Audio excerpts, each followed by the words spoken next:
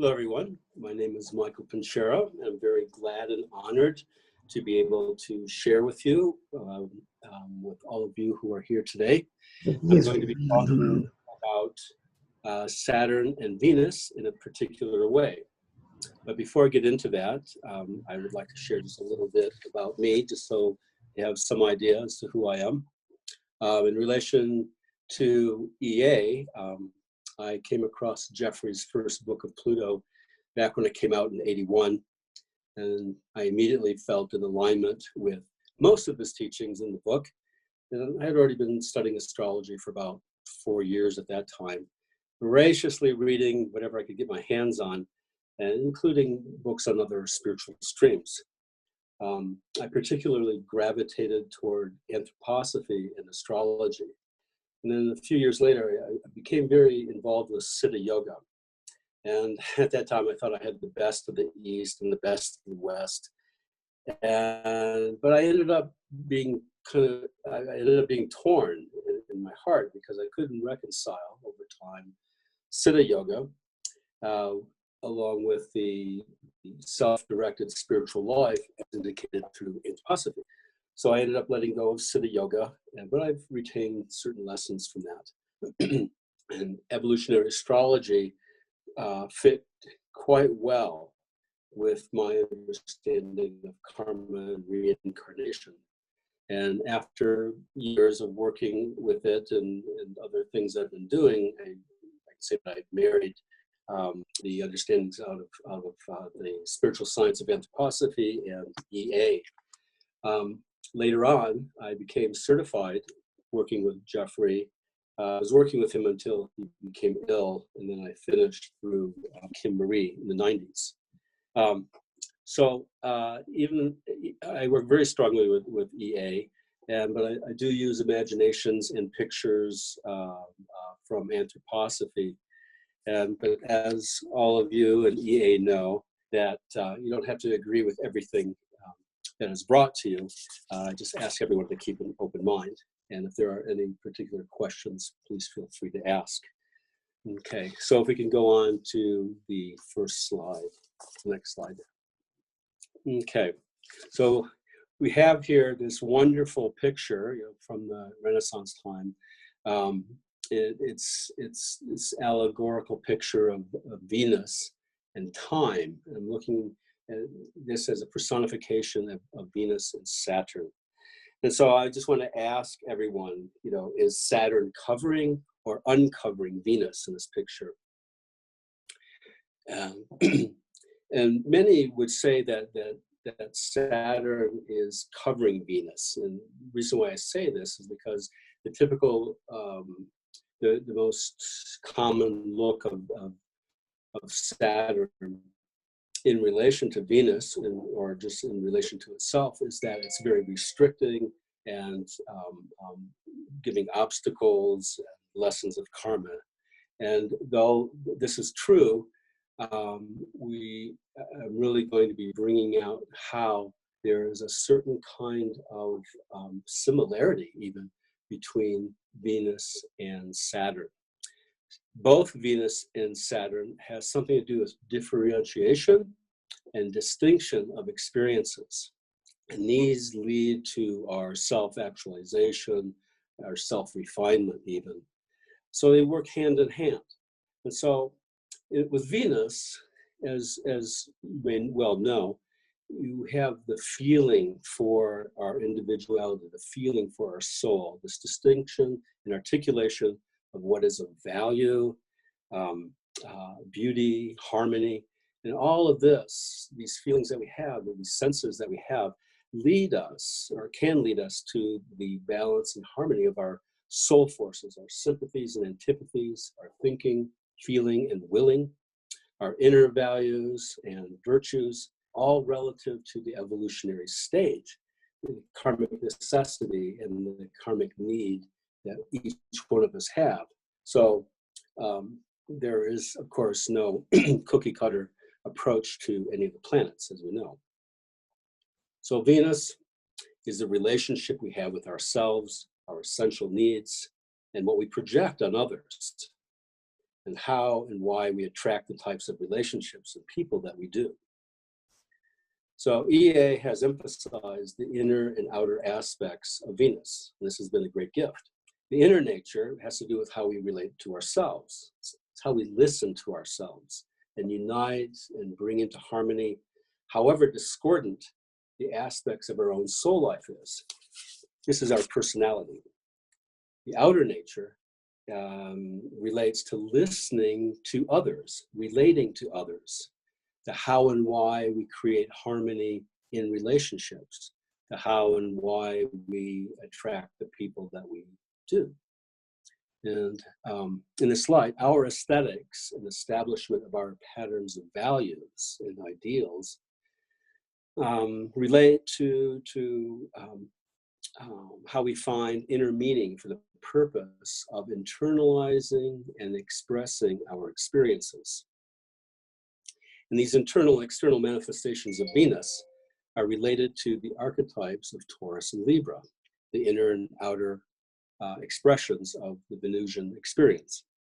So as Taurus, of course, we have this, in a certain light, we can say this uprightness, that our drive of becoming upright as individuals becomes inward.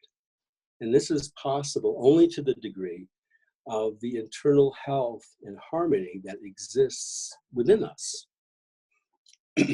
So to the degree that we develop this inner uprightness, we discover bit by bit as we individuate and as we grow in our life, we discover our voice. We discover it in the sense of our contained self. So imagine a wheel and a hub.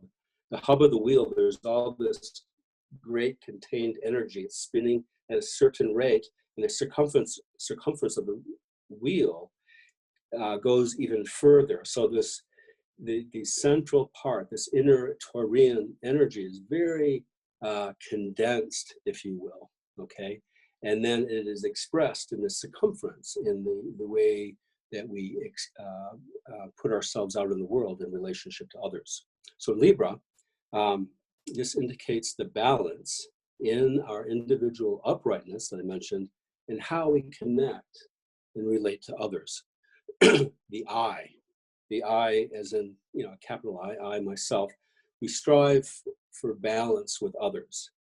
And this sense of I, and this is working with the polarities of Aries and Libra, this sense of the I is found in the experiences of the other, how we experience the other, what we see reflected in others within ourselves.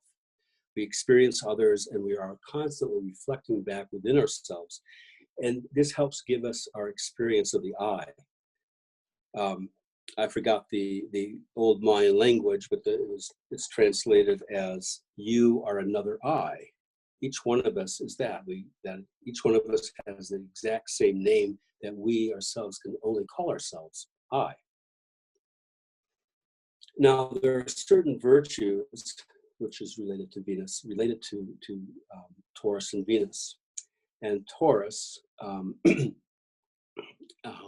especially as we work in Saturn later on, which I'll be talking about, that this balance then becomes faithfulness, a faithfulness towards ourselves and towards our relationships.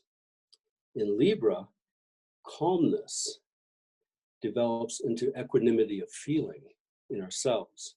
So we come to terms with ourselves and we have the capacity to see the integrity of another. And there's this wonderful poem, if you will, or mantra even, on faithfulness. Now, if you can just, I'm going to read it. And if you listen to this as if you're saying it to yourself or saying it about another person. Let your loyalty to another human being come about in this way. There will be moments quickly passing by when he will seem to you filled and illumined by the true primal image of the spirit. Then can come, yes, will come long stretches of time when your fellow being becomes clouded, even darkened But learn at these times to say to yourself, the Spirit will strengthen me.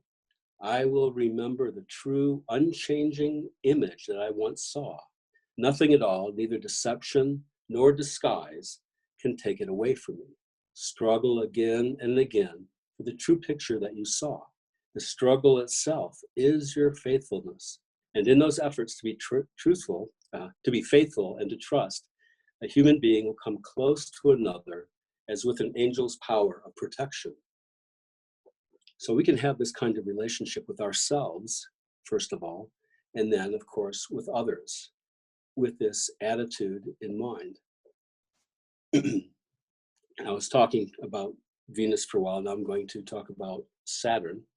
So what is most essential for existence or for keeping definitions of self intact is determined by our evolutionary state and our karmic impulses that we bring with us.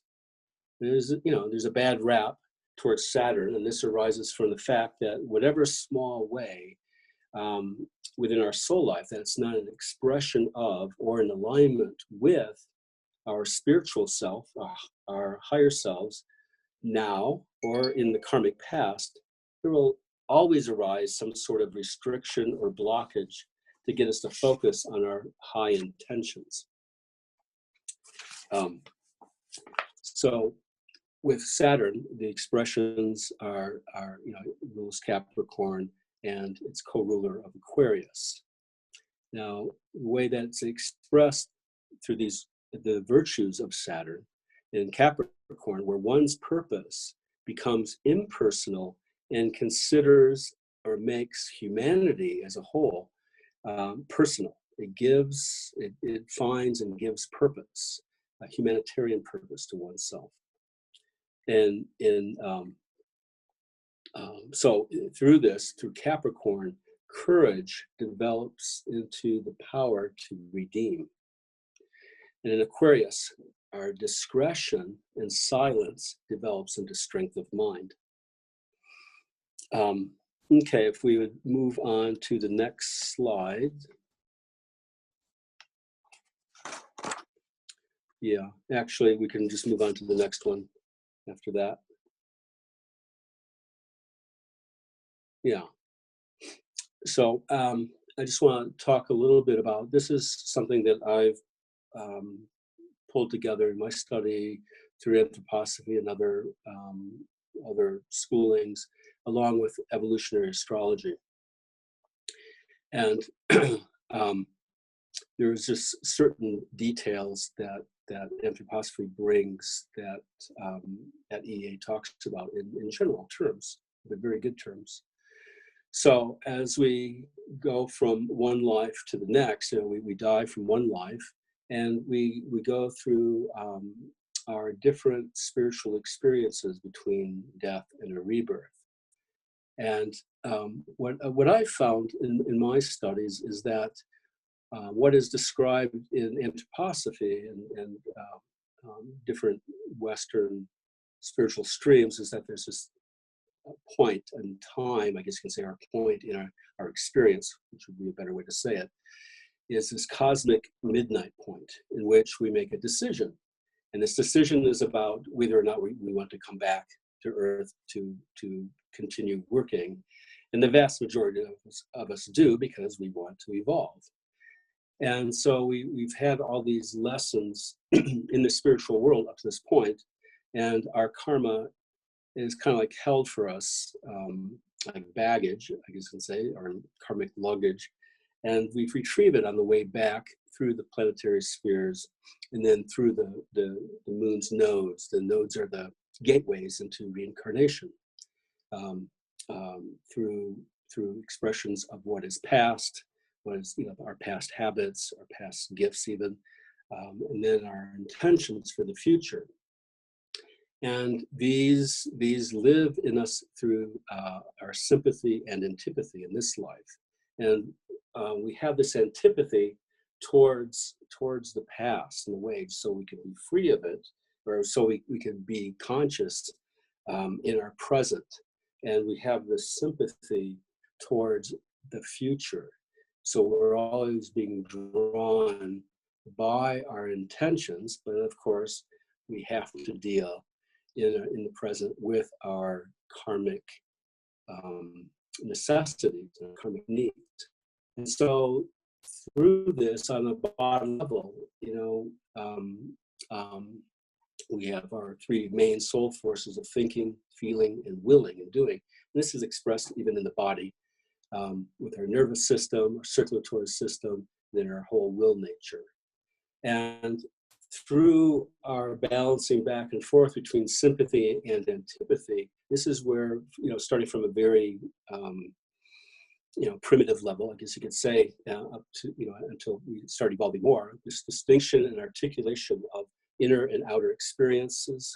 We relate internally to ourselves and externally to the world, and we learn how to maintain our sense of self and other, which all of these really have to do with, on one level with Saturn, with our definition of self, and then, of course, with Venus, in the way that we experience ourselves, we feel about ourselves, we develop our sense of well-being. Okay, if we can move on to the next slide.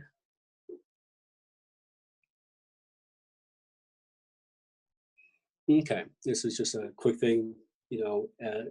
This is something that we all hold near and dear in EA, is that we create our destiny. From our past experiences, we make our intentions for the next life, and deep down in our higher selves, we know what our destiny is, but it is lives in our unconscious, and then we have to live it out and make our conscious relationship to it in our life, in our life now. Next slide, please.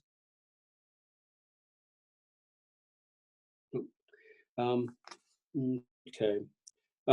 Another aspect I just want to bring out in relation to this is how all of what lives in us, in our will, lives in the unconscious, and this goes for really high spiritual impulses to very lower impulses in us. And to even the higher spiritual things living unconsciously in us, it starts out, it lives in the physical body as instinct, okay?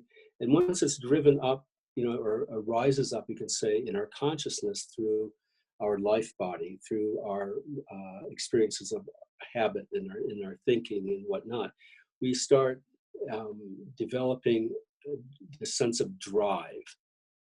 And once we start incorporating our feelings towards it, this then rises up to the experience of desire. As we develop even more consciousness to these things in us through the way we can reflect on our experiences, the way that we can derive thoughts and ideas about our experiences, and then that which we become aware of ourselves as spiritual beings in relationship to what lives in us, this will then is raised up to the experience of motive. We have motive.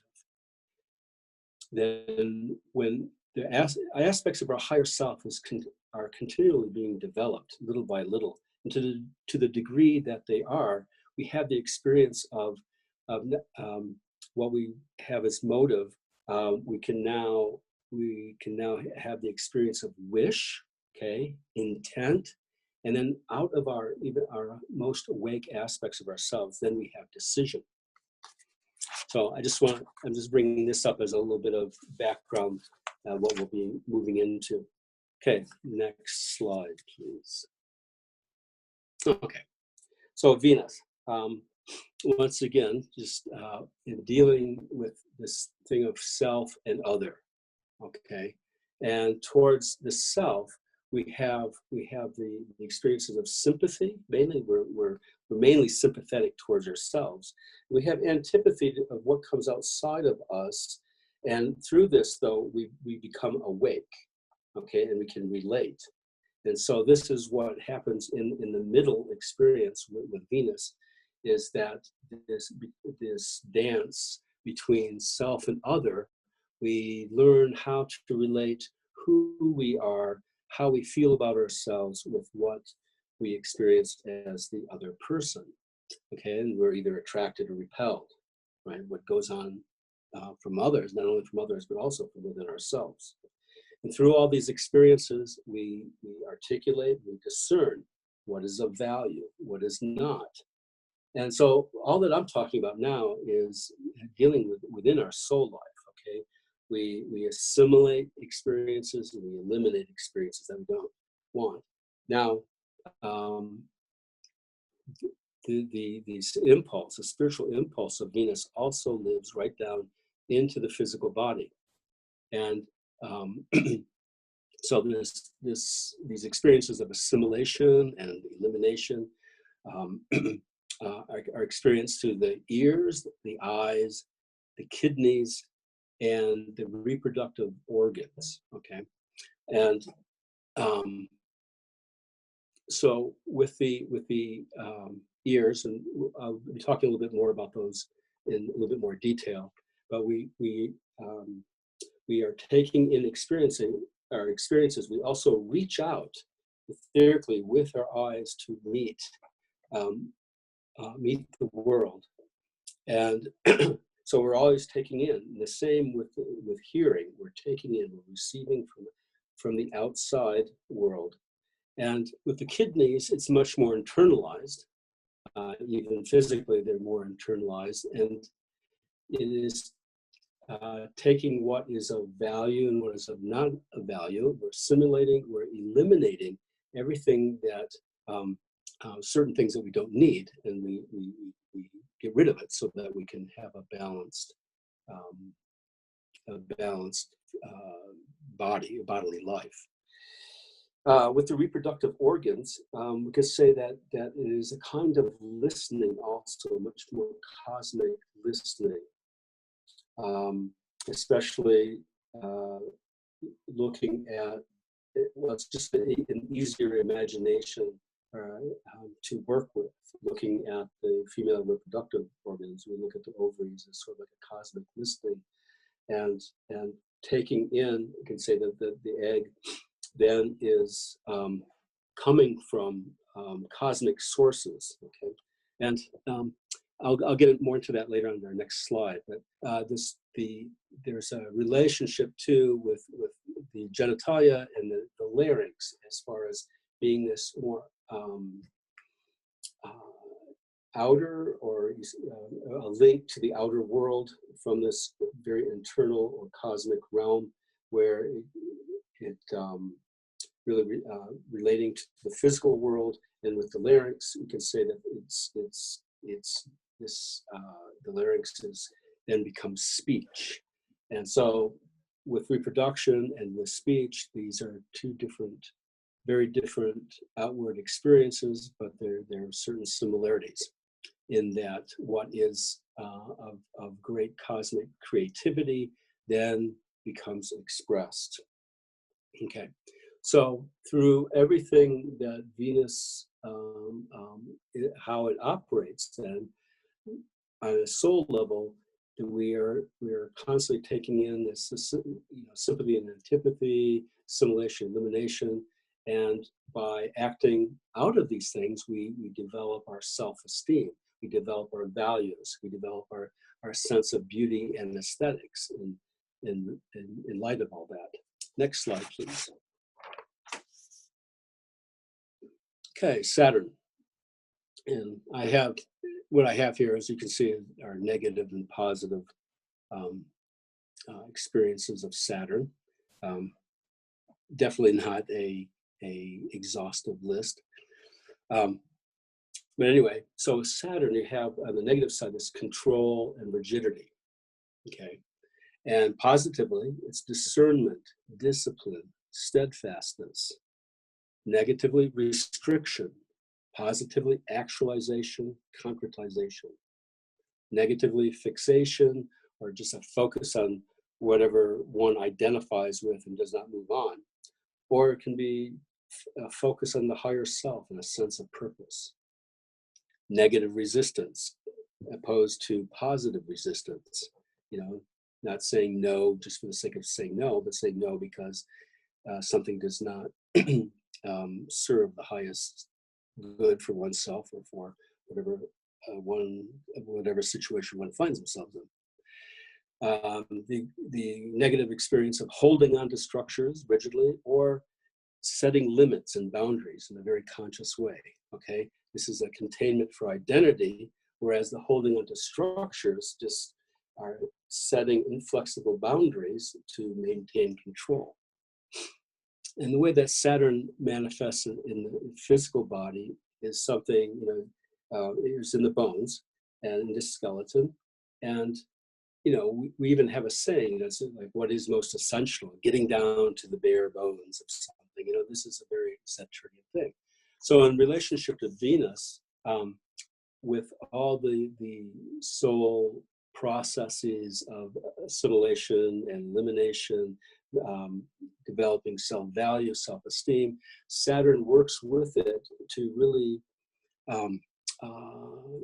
set, if you will, the identification of the person. Of course, healthily, this is always an evolving process, but as we know, we do get stuck in certain things, or overly identified, or just fixed, and so we have to go through our experiences of having those broken down.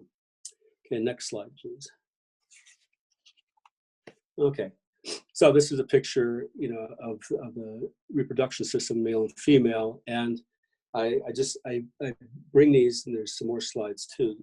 Even physically, in the way that they are formed, you can see the relationship between these, between the reproductive organs, the eyes, and the kidneys, and the ears. So let's move on to the next slide.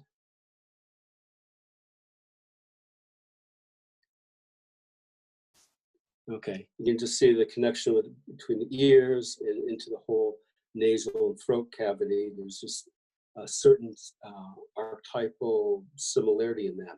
You have something that comes in. The interesting thing is, the typical materialistic science, medical science, has that sound waves come in and vibrates, on the drum, and the vibrations are turned into sound in the brain. And there's a certain amount of truth to that. But there have been other studies done that you could say we have this like homeopathic experience in our hearing, and that the tones come to us, and of course they're associated with air vibrations and all that.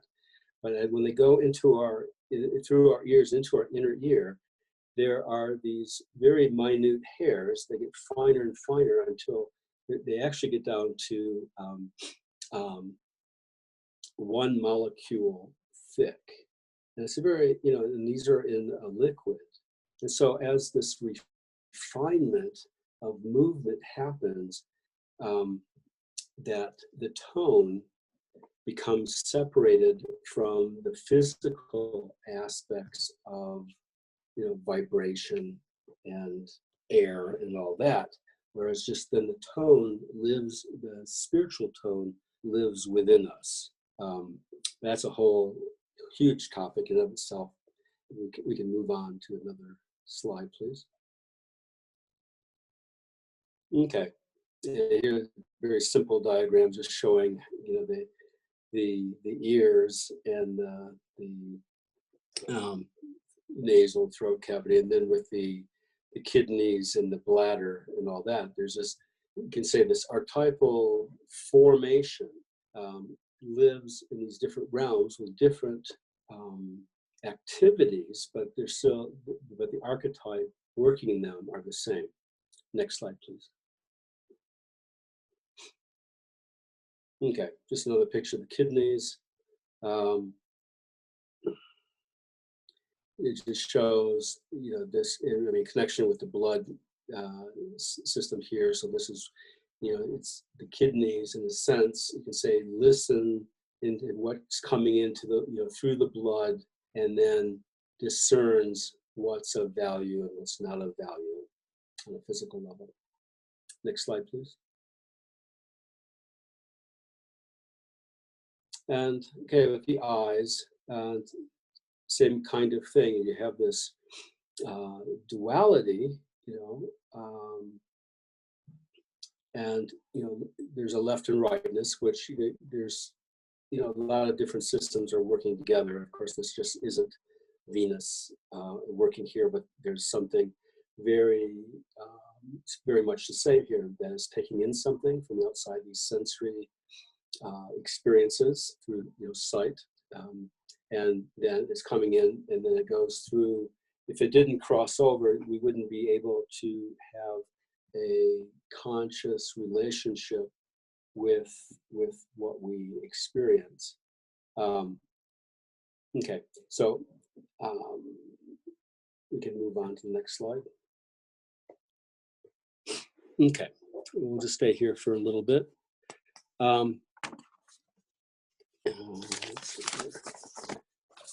So what I would like to talk about now is how Venus and Saturn, we can work very consciously with these two elements, these two aspects of ourselves for our self-development. We can take this sixfold path of practice, which is related to developing the heart chakra, and there's a certain relationship of the heart with Venus. Okay, and we're going to be bringing into deliberate, directed use of our thinking, feeling, and willing in these exercises, and thus bringing into harmony the workings of Saturn and Venus together in helping us to consciously develop spiritual capacities. So first of all, we can think about these exercises. There are many ways of doing this, but the classic way of doing these are 1 month at a time. And you start off with the first one, and then the second, you go for a month, and for the second month, you continue that one, but add the second one. And then the third month, you're doing 2 exercises, and you add a third one, and so on. So for the first month, I would take a thought, and it does not have to be, and it's even better that it's not a particularly lofty thought. It could be about anything, a pencil, a paper clip, whatever, just something that we can really direct our thinking about for 5 minutes, let's say, and think everything that we can about, let's say, a paper clip, what it's made of, what it's used for, how it's made, perhaps, just whatever we can think about it, but keeping our thoughts focused on that. So we do that for a month. And then the second month, we add this exercise for directing our will. And by doing this, we pick an activity. And it's really best to do these things at the same time every day. But if not, okay. But let's say something that you don't need to do necessarily. It's like, don't pick something that you have to do. There's a purpose for it. Pick something else. Like, for instance, if you have a ring, you turn your ring on your finger 3 times at a particular time of day. And you do this, and you will find, for both of these exercises, you will find after a time that both your thinking and your strength of will starts becoming stronger, and you're able to direct it more easily. So for the third month, then we're working on our feeling, and this is to help bring about equanimity. Now, it's really best to work with experiences, it's the emotional experience you've had in the past, rather than something you are currently in it at the moment, just to make it a little easier. But to look at oneself with objectivity and just go through the feeling what it is, and find, through that objectivity, the feeling of equanimity in yourself, and holding that feeling that arises out of equanimity. And over time, of course, this takes practice. They all take practice. Then we can find that we are calmer. Okay, the next month, then we add the experience of positivity. That even in the some negative experience that we're having, try to find something positive in it. And it's not to whitewash a situation, or to deny anything, but just to really find whatever positive lives in it. And this really creates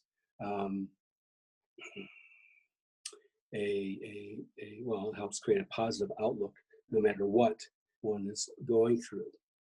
Then next month we add on open-mindedness. So even when we are told something that seems totally impossible, to still consider the possibility, yes, it might be true. Somebody tells me that my neighbor's house turned upside down overnight. It sounds really ridiculous, but to just, even in such a ridiculous thing, just to consider for a moment, oh, that's possible, and we start becoming, the more we practice any kind of open-mindedness like this, then over time we can experience ourselves actually being almost porous, if you will, to the world. And I don't mean like overly open or overly vulnerable, but much more accepting to forces coming towards us. Then for the 6th month is to practice all of these other 5 exercises in different order, and just doing them for that month. And then you would start again the whole process the next month. So this is really taking the forces, the soul forces of Saturn and Venus, and working towards our heart chakra. Now, from my understanding, is that we are graced with, each one of us is graced with, you can say that this 6-petaled lotus of the flower of the heart, that could say that half of them are moving and operating, and it's up to us as conscious beings to consciously co-create in our evolution to awaken the other 6 petals, and that's what this exercise is all about. And this can go hand in hand too, along with if one practices the Buddha's Eightfold Path in working with the throat chakra. That's a whole nother talk. Let's see here. I think we can have question and answers now.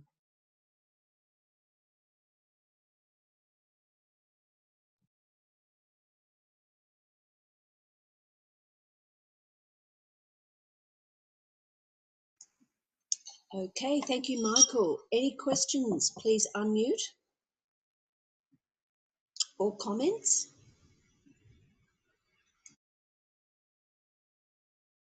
So, Michael, would you look at the aspect between Venus and Saturn in the chart? Yes. Yes. Any Anything you'd like to share about that? Yes, well, all the aspects, we can go through them. They're all extremely important because they show the individual signature of a person's inner experience of these two forces in their life. And so, there are different ways you can look at it. Of course, it all depends on where one is at in their own individual journey. You have, a person with Venus and Mars conjunct, and whether it's waxing or waning, often that's looked at as being that Venus has a hard time, really being in its natural state. And there's truth to that. But where it can lead us, where there's a possibility where that can lead us, is towards a much more conscious relationship to our Venus experience in different ways. So if we have Venus conjunct Saturn, it will, indicate in past lives either that, we are either moving, if it's, let's say if it's waxing, waxing conjunction,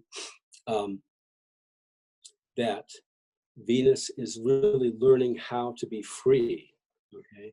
And it's moving away from a whole, past lifetimes of having restrictions of some sort.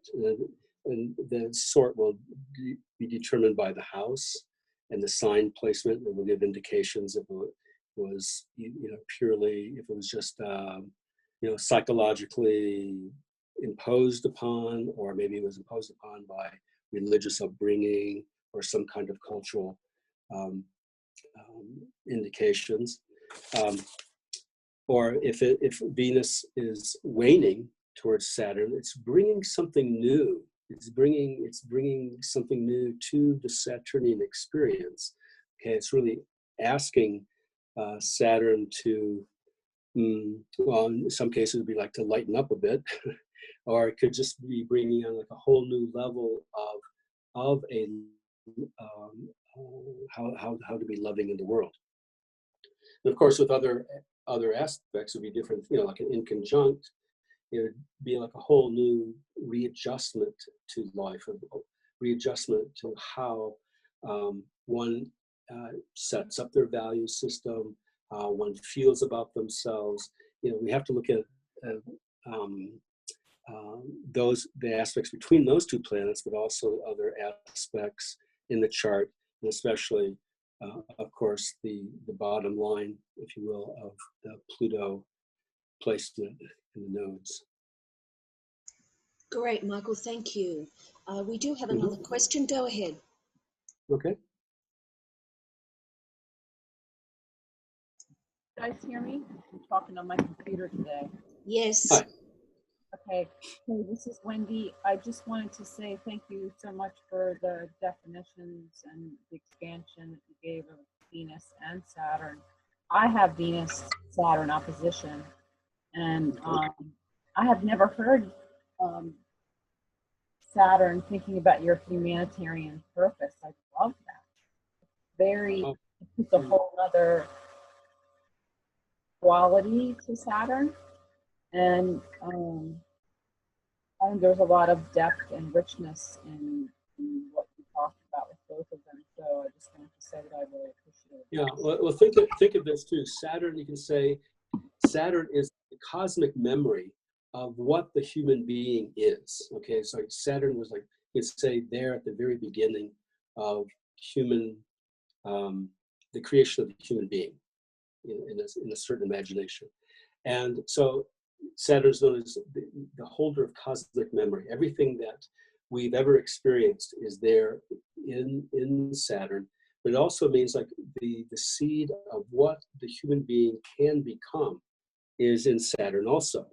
And this is why, as I mentioned in the beginning, this is why the hardships of Saturn, because to the degree, it's like Pluto in the sense that to the degree that we don't, either consciously or unconsciously, don't live up to our higher selves, Pluto will come by and smack you really hard. Saturn does too, but it's constant. It's just this constant showing you the restrictions, of what you caused in yourself.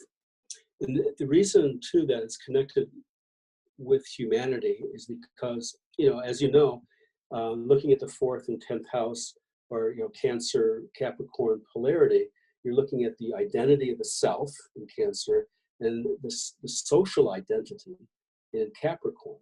You're also looking at the journey of the human being becoming an individual through Cancer, and the journey of the human being being a social being, being an example, I guess you could say, but a member would be a better word, a member of humanity. And, so it depends on where one is at in establishing that. You have people who are like really power hungry, right? And wanting, that Capricornian status stuff. I mean, that's only because of where one is at in their evolution. The higher expression of that would be one really working towards the good of all, okay? And thus, it's fuller expression through the Aquarian humanitarian, which Saturn co-rules. Thank you. Was that helpful? Yes, thank you. Mm-hmm. I don't know why my light is flashing back there, but it's not. Yeah, you keep on turning orange. No, but it's not doing that here in actuality. It's just doing it on the video. Mm-hmm. Go ahead, Carolyn. Hello, Michael. Thank you so much for what you're sharing. Oh, sure. I was wondering how you tell Mm-hmm. if something is waxing or waning. Mm-hmm. Linda's put my chart up, and I've got Venus at 24 Leo and Saturn at 1 degree Virgo. Right. So is that wax? Well, because Venus is the faster moving planet, it is moving towards Saturn. So it is waning. It's waning. Yeah, it's approaching Saturn. And so it's like the moon as it approaches the sun, it's waning, visually it's getting smaller and smaller until there's a new moon. This is like, you can say it's a new Venus in relation to Saturn. It's in 2 different signs, and 6 degree orbit, it's still, there's a conjunction there, but to me, I would say that you've been working on this in past lives already, and you're really wanting to bring new creative, heartfelt values to your sense of self, and how you define yourself. So waning that way, see, Venus is bringing something to Saturn. See, if it was waxing, then Venus would be breaking away from Saturn, starting a new cycle, you see. So it's gone all the way around, let's say, Venus has, and it's gathered all this experience. Now it's coming back to Saturn where the definition is, the self-definition is, it's giving some like new juice. And if it was waxing and then be breaking away, from certain definitions and wanting to start a whole new cycle of experiencing self-value. Thank you. That really resonates with what I know of my chart and past lives as seen in the 7th in Scorpio, all that stuff. So thank you. That's very helpful. You're very welcome. Great. We have time for 1 or 2 more questions. Please go ahead.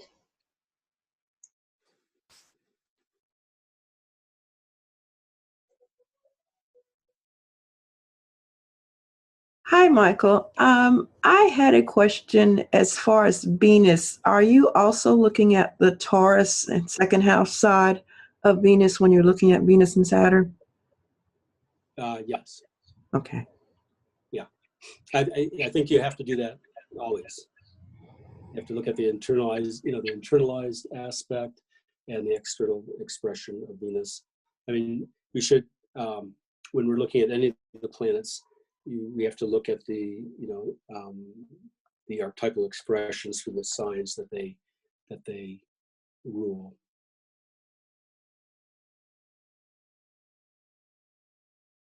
I'm wondering what you think about Venus in Capricorn or Saturn in Libra. Yeah. Yeah, these are very interesting. I've had some very interesting experiences with Saturn and Capricorn people, Venus and Capricorn people this past year. And it's quite a wide range, of course, as with everything else. When Venus, I mean, there's so many similarities between Venus in Capricorn and Venus in relationship to Saturn, but I do not equate them as the same thing. There are things that are very similar. When it comes to the houses and the signs, it shows, I think more strongly as to how and the why and who is involved. So Venus in Capricorn, there can be mainly two main expressions. One is, a great deal of discipline, if you will, towards, or you could even say a kind of dignity about people who have this placement, okay?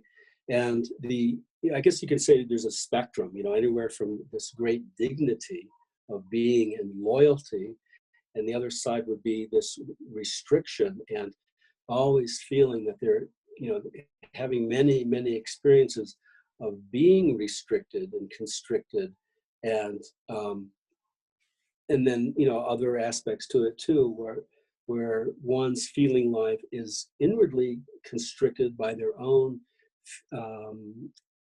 expectations, internalized expectations from other, parents, let's say, or from schooling or religion or whatever, but just something that they've internalized as what they expect of themselves, and it forms a kind of perfectionism or sense of perfectionism within them, which is usually impossible to live up to. With Venus in Capricorn, it's very easy, if there's trauma involved, for the trauma to be projected onto others, because you have this love element, if you will, of Venus, and there's trauma around that. Often there's trauma around that when it comes to this involvement with Capricorn or Saturn, and as much the person may be really gravitating towards the wanting the love, wanting the attention, wanting the sense of value, and then once they receive it, though, it can be just projected as the source of pain, and it's kind of a self-fulfilling prophecy. But it's just one expression. But definitely the expression of Saturn wanting to give form to what is happening within the Venus realm is totally dependent on the soul state of the person, whether there's trauma or not, whether the person has a certain amount of, self-knowledge or not. Depends if, how egotistical they are or not. All that colors it. Great. Thanks, Michael. That was a brilliant answer. Sure. And Wendy, our last question. Go ahead. I just wanted to add to that. I mean, wouldn't that apply to a Venus-Saturn conjunction, Venus-Saturn square, all of that as well? I mean, Yes. Until someone becomes conscious, Saturn is easily projected, especially when you have personal planets involved with it. That's part of the dynamic. Yeah, totally. Yeah. Okay, looks like this is the end of your fantastic meeting, Michael. And so thank you Thank very you. much from all of us. And we're looking Okay. forward Can you just show my last next slide time. there? Just show my card. Sure, I'll put that up on the screen right now. Just one moment. Is that your art in the beginning? The art where? I'm sorry? Your first slide, is that your art? Well, there's the slide. The slide I want to show is my card, my astrology card, business card.